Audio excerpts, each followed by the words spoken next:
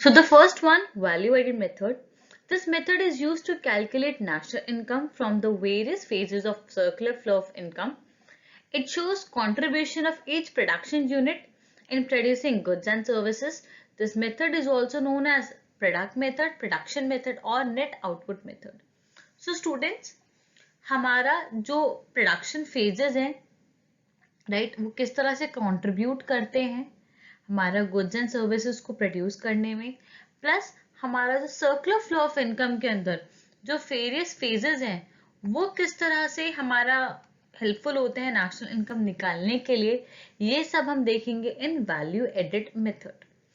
इसका जो दूसरा नाम है that we need to remember that what is the other name for value added method. तो पहला है product method, second production method और नेट आउटपुट मेथड। ये तीनों ही नाम हैं जो हमने दिए हैं किसको, वैल्यू एडिड मेथड को। Now let's understand first of all that what is the meaning of value added. Value added हम किसे कहते हैं? So value added refers to the addition of value to the raw material by a firm through its production activities. That means जब किसी raw material के अंदर कोई value addition हो रहा है by a firm, क्योंकि वो क्या कर रहा है, किसी ना किसी production activity में involve है, so that is basically your value addition. It is calculated as the difference between the value of output and the value of intermediate consumption. The net value added method gives us the result as GDP at MP. Okay, let's understand this in a very basic way. For example, you can say, for example, एक company है या एक firm है, वो basically deal करती है furniture में, right, वो फर्नीचर बनाती है। उसके पास एक वुड है, राइट, एक वुड का ब्लॉक है जो उसने खरीदा है फॉर एग्जाम्पल 200 रुपीज का। ओके, उसने 200 रुपए का एक लकड़ी खरीदी, एक वुड ब्लॉक खरीदा। अब उसने, कंपनी ने क्या करा, इस वुड ब्लॉक को कन्वर्ट कर दिया किसके अंदर, एक चेयर में। और इस चेयर का प्राइस कितना हो जाएगा हमारा मार्केट में, लेट्स से 500। तो यहाँ पे आप देखोगे this would is basically my raw material. ये क्या है, मेरा रॉ मटेरियल है। और आई कैन से it is my intermediate good.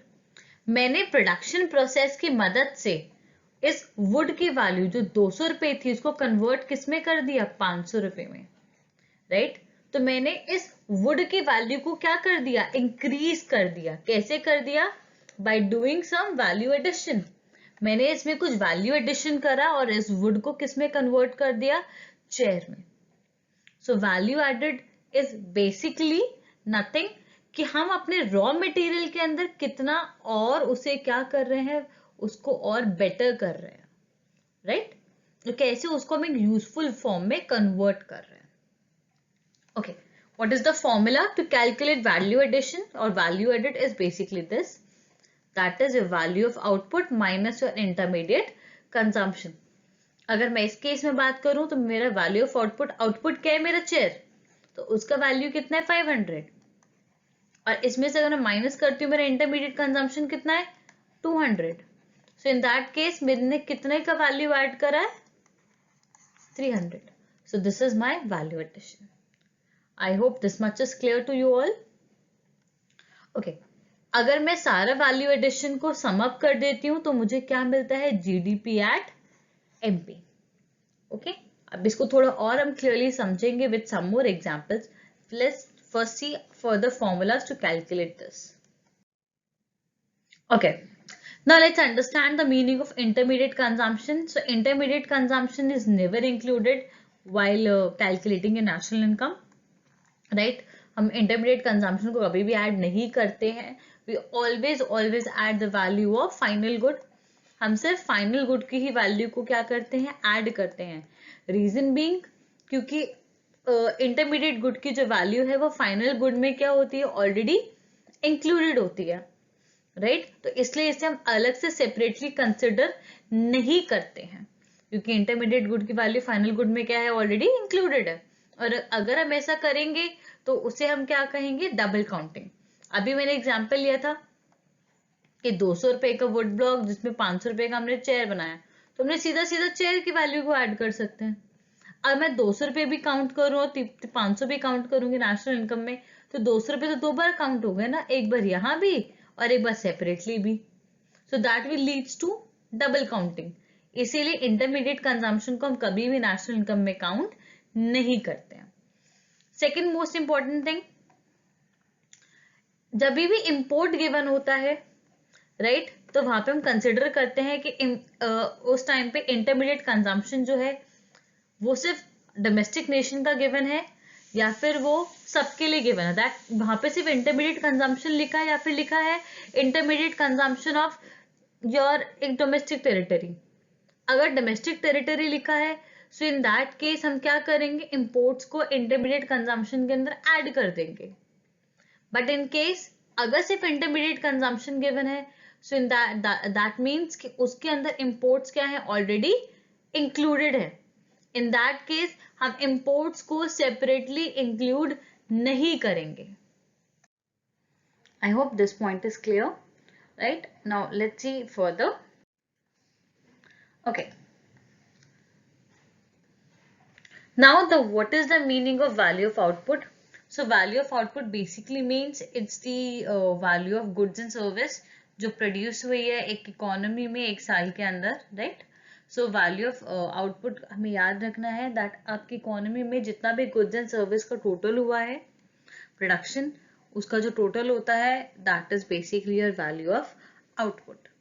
Okay, अच्छा यहाँ पे भी गिवन है that if sales is included, ये सब हम we will discuss this later separately, तो इसको अभी हम I am not explaining this hair.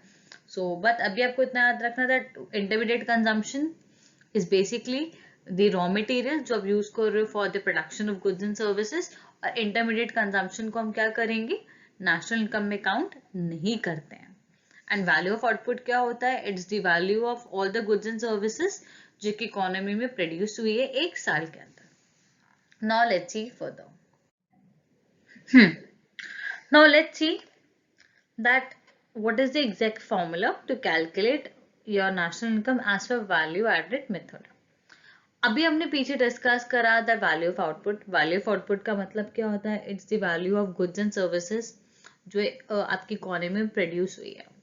Okay, क्या हम बोल सकते हैं that my sales is basically equals to my value of output? क्या मैं ये चीज बोल सकती हूँ? वैल्यू ऑफ आउटपुट का मतलब क्या है, जो भी गुड्स एंड सर्विसेज है जो हमने प्रोड्यूस करी है। अगर मेरे पास ये नहीं पता कि मैंने कितना प्रोड्यूस करा है बट मुझे ये पता है कि मैंने कितना सेल करा है, तो वो भी तो एक ही चीज है, क्योंकि ऐसा तो हो नहीं सकता कि मैंने प्रोड्यूस कम करा और सेल ज्यादा करा हो, right? So value of output is equals to your sales. बस सेल्स में आपको क्या प्लस करना पड़ता है, एक और चेंज इन स्टॉक, राइट? और चेंज इन स्टॉक का फॉर्मूला क्या होता है, your closing stock minus your opening stock. This is the formula to calculate change in stock. So sales plus change in stock is always equals to your value of output. तो ये चीज आपने याद रखना है that sales plus change in stock is equals to value of output. अगर आपको question given है और क्वेश्चन में वैल्यू ऑफ आउटपुट का ही नहीं मेंशन, सेल्स गिवन है, so that means you have to take or you have to consider sales as basically a value of output. और sales कैसे निकलता है, sales is equals to basically your price into quantity, कि हमने कितनी quantity sale की है एक at what price, that is basically your sales. I hope this much is clear. So you can see this formula, this is clear that sales equals to quantity into price and value of output is equals to sales plus change in stock. Now how to calculate GDP?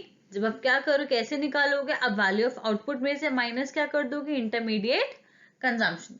जैसे ही आप value of output में से intermediate consumption minus कर दोगे, then you will get GDP at MP. अब आपको एक चीज और इंपॉर्टेंट है जो यहाँ पे याद रखनी है, that in our economy basically we have 3 sectors. The first one is primary, the second one is secondary and this third one is tertiary. तो आपको इन तीनों सेक्टर्स का क्या लेना है, जीवीए लेना है, राइट? आप इन तीनों सेक्टर्स के जीवीए को क्या करोगे, प्लस करोगे. इन तीनों सेक्टर्स का जीवीए मतलब प्राइमरी सेक्टर में कितना वैल्यू एडिशन हुआ है, सेकेंडरी सेक्टर में कितना वैल्यू एडिशन हुआ है, टर्शियरी में कितना वैल्यू एडिशन हुआ है.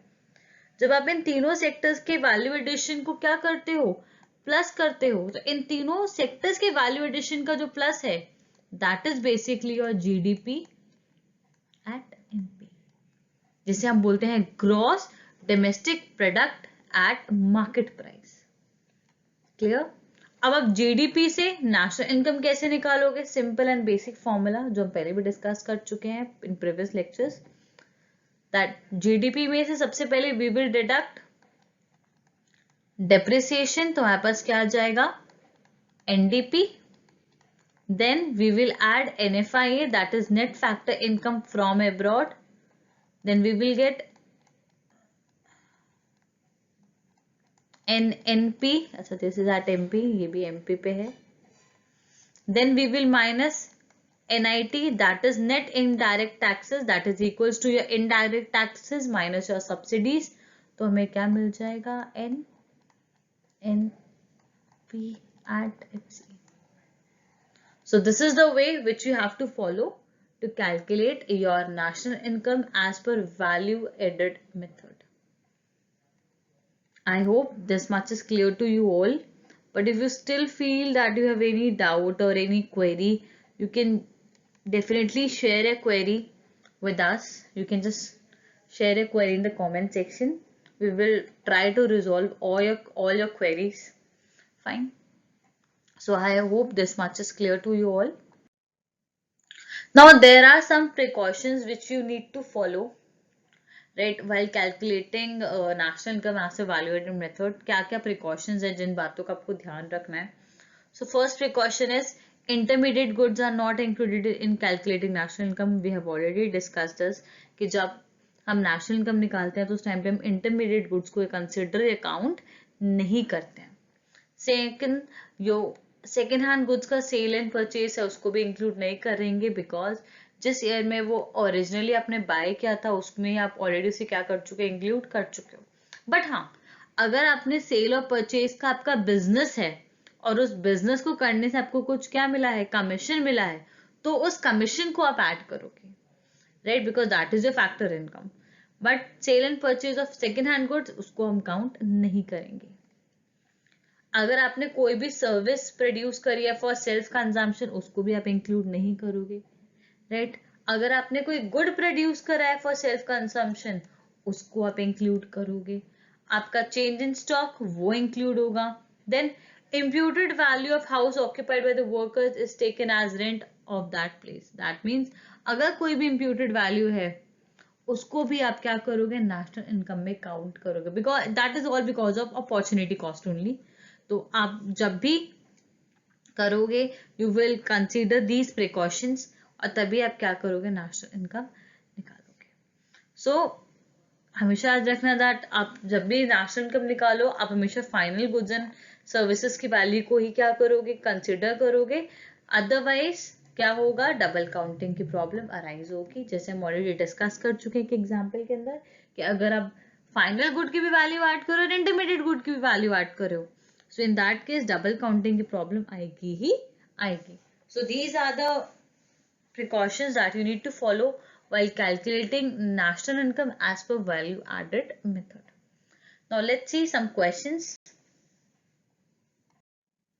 So this is our first question. Here you need to calculate value added by firm A and firm B. सबसे पहले you need to learn or you need to recall the formula to calculate value added. अगर हम discuss करें तो value added निकालने का formula क्या था, कैसे निकाला था हमने value added. Value added is equals to your value of output minus your intermediate consumption. This is your very basic formula to calculate your value addition. अब हमें यहाँ पे दोनों का सेपरेटली निकालना है. राइट। हमें यहाँ पे फॉर्म ए का अलग निकालना है और फॉर्म बी का अलग निकालना है। So let's start with form A first. Okay, अगर मैं फॉर्म ए की बात करूं तो यहाँ पे हमें वैल्यू ऑफ आउटपुट तो कहीं गिवन नहीं है, बट क्या गिवन है, सेल्स गिवन है। और सेल्स भी कौन सा, डोमेस्टिक सेल्स। ध्यान से देखिए यहाँ पे स्पेसिफिकली मेंशन्ड है डोमेस्टिक सेल्स। ठीक है, तो हम लिख सकते हैं यहाँ पे सेल्स कि हमारा फॉर्म ए का सेल्स कितना हो गया, 4000। ओके, अब सेल्स में हम प्लस करते थे चेंज इन स्टॉक। क्या हमें चेंज इन स्टॉक गिवन है वैल्यू ऑफ आउटपुट निकालने के लिए? नहीं, हमें कहीं नहीं गिवन है। ओके, बट यहाँ पे हमें एक्सपोर्ट्स गिवन है, तो क्या इन एक्सपोर्ट्स को हम काउंट करेंगे? बिल्कुल काउंट करेंगे। रीजन बीइंग यहाँ पे डोमेस्टिक सेल्स गिवन है। अब एक बहुत इंपॉर्टेंट पॉइंट आपको हमेशा याद रखना है, अगर सेल्स में सिर्फ सेल, आपके क्वेश्चन में सिर्फ सेल्स मेंशन है, that only sales, so in that case हम ये कंसिडर करेंगे कि इसके अंदर हमारा जो एक्सपोर्ट्स है वो क्या है, ऑलरेडी इंक्लूडेड है। बट अगर सेल्स के आगे लिखा हुआ है that sales to your domestic sales और your sales to household, इन दैट केस ये मानेंगे कि एक्सपोर्ट्स इसमें इंक्लूडेड नहीं है। सो इन दैट केस आप क्या करोगे, यहाँ पे एक्सपोर्ट्स को ऐड कर दोगे। तो मेरे एक्सपोर्ट्स कितना करा है फर्म ए ने, दैट इज 1200। तो मैं यहाँ पे इसको क्या कर दूंगी, ऐड कर दूंगी। तो कितना आ जाएगा मेरा वैल्यू ऑफ आउटपुट, और I can say my total sales is 6200। तो अब मैं फॉर्मूला में पुट कर सकती हूँ। अब वैल्यू ऑफ आउटपुट कितना है मेरा, दिस वैल्यू ऑफ आउटपुट कितना हो जाएगा मेरा, 6200 माइनस, अब इंटरमीडिएट कंजम्पशन। अब इंटरमीडिएट कंजम्पशन कौन सा है, दिस परचेजेस बाय फर्म ए। अब जो उसने परचेज करा है सामान, वो उसके लिए क्या होगा, रॉ मटेरियल, राइट। तो रॉ मटेरियल कितना है उसका, 200 रुपए। अब इसमें से मैं क्या कर दूंगी, माइनस कर दूंगी। तो मेरा फर्म ए ने कितना वैल्यू एडिशन करा है, 6000 रुपीज। समझ आया इतना? इफ यू फील कि नहीं समझ आया, नहीं है clear, you can just share your query with us. Now, what is the homework for you all? That you have to calculate it for firm B. Firm B का आप खुद calculate करेंगे and you will share your solution or your answers with me in the comment section. I would like to see all of yours solution and the answer as well. Now, let's move on to the second question. Now, the second question you have is this one. Here you need to calculate that what is the gross value added at factor cost by firm X. So basically you need to calculate here is GVA at factor cost. So the formula will remains the same. हमें जो पहले हमें GVA निकालना है, पहले market price पे हम वो निकालेंगे, उसके बाद we will deduct NIT. Okay. Now let's start. हमारे पास सेल्स है, ओपनिंग स्टॉक है, क्लोजिंग स्टॉक है, इंटरमीडिएट कंजम्पशन है, NIT है, and okay we have net indirect taxes and then we have subsidies. Okay, ठीक है।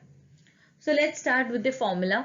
सबसे पहले हमें वैल्यू एडिशन निकालना है। वैल्यू एडिशन का फॉर्मूला क्या होता है, value of output minus intermediate consumption. अब वैल्यू ऑफ आउटपुट कैसे निकलेगा हमारा, if we talk about value of output, तो हम क्या करेंगे यहाँ पे, sales plus your change in stock. अब सेल्स कितना गिवन है हमें, वी हैव 400 एज सेल्स, और चेंज इन स्टॉक कितना है, that is closing minus opening. अगर मैं यहाँ पे से करूं, दैट इज 250 माइनस 100, सॉरी यहाँ पे प्लस रह गया, तो कितना हो जाएगा, दैट इज 150। तो मेरा मैं बोल सकती हूँ that my value of output is 550 आ गया। अब मुझे क्या करना है, बस इसको पुट करना है। तो यहाँ पे मैं लिख सकती हूँ 550 minus my intermediate consumption is how much, 245। तो मेरा वैल्यू एडेड कितना आ गया, that is my GVA at MP कितना आ गया, 305। अब इसमें से मैं माइनस क्या करूंगी, मेरा NIT NIT कितना गिवन है मुझे 35, इसमें से मैं 35 क्या कर दिया, डिडक्ट कर दिया. Now what is the value? जो value I that will be 270 and this 270 is my GVA at factor cost. I hope this much is also clear. This question is clear. If you have any doubt, you can definitely share a query with me. No issue with that. Now let's move on to the next question. Okay, here you have this question. Now as per this question, you need to calculate value of output. Then you have to calculate intermediate consumption. Then you have to calculate NVA at factor cost. Okay, now you have a lot of things up to given है आपको particulars में that purchase raw material from domestic market, decrease in closing stock, import of raw material, domestic sales and export of goods, consumption of fixed capital, goods and service tax, your subsidies, power and water charges, import of machinery, and then we have next is goods used for self consumption. Okay, ये सारी चीजें basically we have. Now first of all let's calculate the value of output. अब value of output निकालते हैं. सबसे पहले हमें given है that we have to calculate value of output. So value of output कैसे निकालेंगे? Same formula value of output निकालने का. Let's see. Value addition निकालते थे, that is value of output minus intermediate consumption. Right, ये हमारा value addition निकालने का फॉर्मूला है, ये हमें यहाँ पे रखना है पहले ही. ओके, वैल्यू ऑफ आउटपुट अब हमारे पास वी हैव नथिंग, हम कैसे निकालेंगे? सेल्स के फॉर्मूला से. Sales plus change in stock.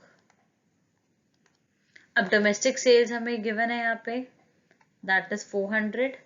अब जिसके अंदर हम ऐड कर लेंगे goods use for self consumption. ये मैं प्रिकॉशन में पढ़ा था कि हम नेशनल इनकम में जो भी गुड्स प्रोड्यूस करें सेल्फ कंजम्पशन के लिए, वो क्या करेंगे? ऐड करेंगे. ठीक है, और उसके बाद हम इसमें क्या कर देंगे? Plus change in stock. So change in stock given है मेरा 50. सो अगर मैं यहाँ पे करूँ, निकालूं sales, just doing it here, यहाँ पे मैं अपना सेल्स निकालूं पूरा, तो दैट विल बी 400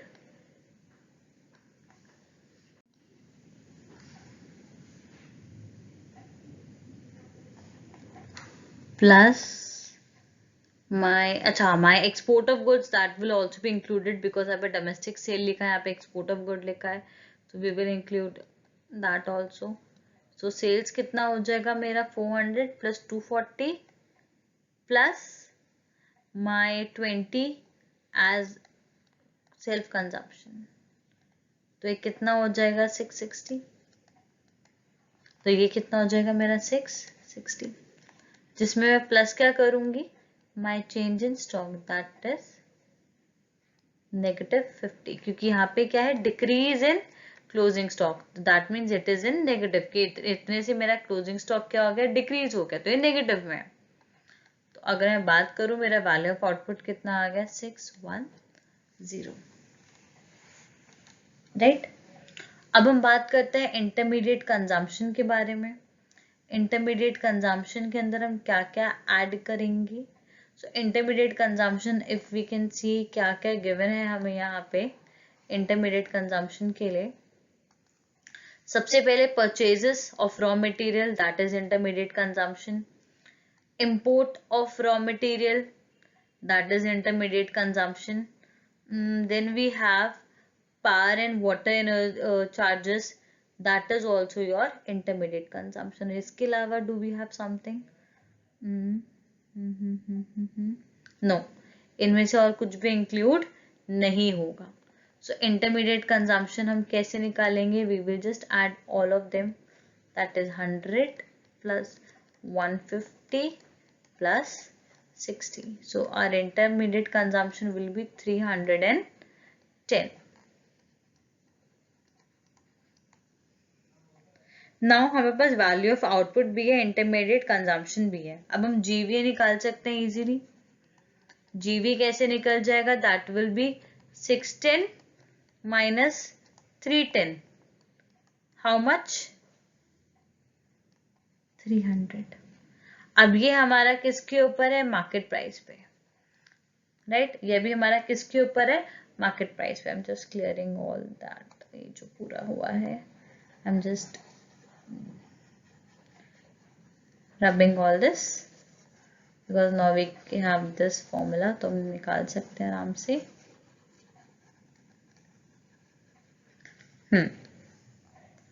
ओके, हमारे पास जीवे आ चुका है एट मार्केट प्राइस इज 300। हमें एनवीए निकालना है फैक्टर कॉस्ट पे। सबसे पहले हम क्या करेंगे? जी को एन में कन्वर्ट करेंगे, हम इसे एनवीए करेंगे मार्केट प्राइस पे। कैसे करेंगे? By deducting depreciation. अब डेप्रिसिएशन का what is the other name of depreciation? That is consumption of fix capital. तो इसमें से हम क्या करेंगे? 150 डिडक्ट कर देंगे, तो हमारे पास क्या आ जाएगा? 150। Now what we will do, अब हम इसमें से क्या करेंगे?